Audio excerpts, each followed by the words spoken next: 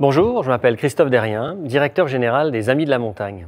Dans le cadre des élections municipales 2025, j'ai rencontré les 3 principaux candidats à la mairie de Montréal pour leur poser des questions sur les priorités et les enjeux du Mont-Royal, mais aussi sur leur vision pour l'avenir de la montagne. 3 candidats, 5 questions et 1 minute pour convaincre. Parlons patrimoine, grands sites et vision métropolitaine.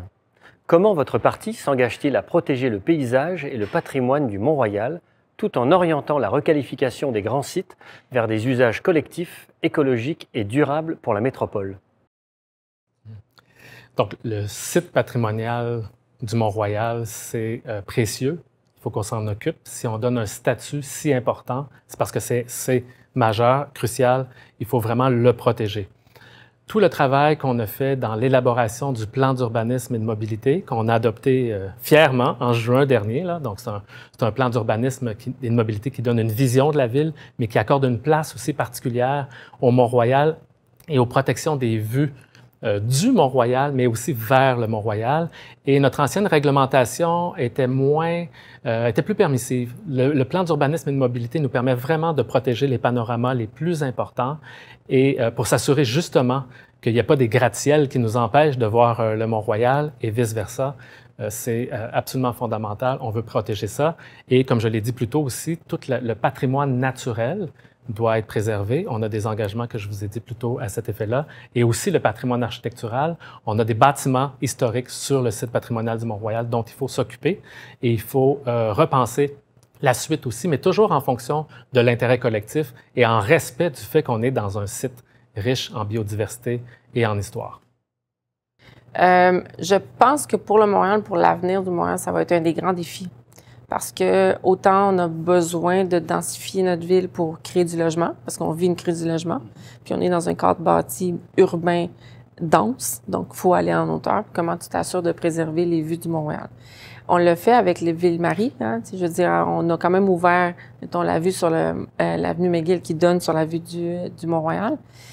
Et je pense pour ceux qui ont connu avant, puis aujourd'hui, c'est quand même extraordinaire qu'on peut voir le Mont-Royal. Mais il y a des grands défis. L'Université de McGill qui est sur Dr. Penfield, qui s'en vient. Il y a des bâtiments sur le flanc de montagne qu'on ne sait pas trop ce qui va se passer avec. Je pense que ça va être un défi. Et l'événement du 150e qui s'en vient, pour moi, est une belle opportunité. C'est une opportunité justement d'avoir ces conversations-là. Puis de savoir comment on se projette dans les 10, 20, 25 prochaines années pour le Mont-Royal, puis que collectivement, on dise comment on le protège, mais comment en même temps on développe des sites comme celui-là, puis s'assurer que c'est bien fait, avec des bons projets qui sont inscrits dans la vocation aussi du parc, qui est le parc Mont-Royal. Une excellente question. Effectivement, on va commencer sur la base. Transition Montréal ne développera pas des projets immobiliers sur la montagne. Ça, c'est clair et net pour nous. Bien sûr, il y en a des campus qui ont des territoires juste sur la montagne autour. Donc, il va falloir vraiment travailler en partenariat avec les institutions, mais aussi avec les Amis de montagne pour s'assurer qu'on a des vrais consensus sur quand il y a des développements. Donc, ça, c'est à l'immédiat autour de la montagne, mais plus périphériquement, là, quand il y a des développements immobiliers autour de la ville de Montréal, il faut s'assurer que les vues de la montagne sont maintenues par tous les angles, parce que c'est quand même ça qui nous donne notre orientation première à Montréal pour beaucoup de gens dans le quartier, c'est où la montagne. Puis le vue de la montagne, ça fait partie de notre identité comme Montréalaises et Montréalais. Donc, pour nous, tous les projets urbains doivent s'intégrer tout le temps avec cet aspect en tête. Parce que ce soit à Bridge Bonaventure qui va être créé, que ce soit dans le nord de la ville, quand il y a de densification, il faut quand même toujours réfléchir à comment est-ce que les vues de la montagne vont être protégées. Donc, cet aspect d'aménagement-là, ça va être au cœur de notre processus en termes de développement urbain.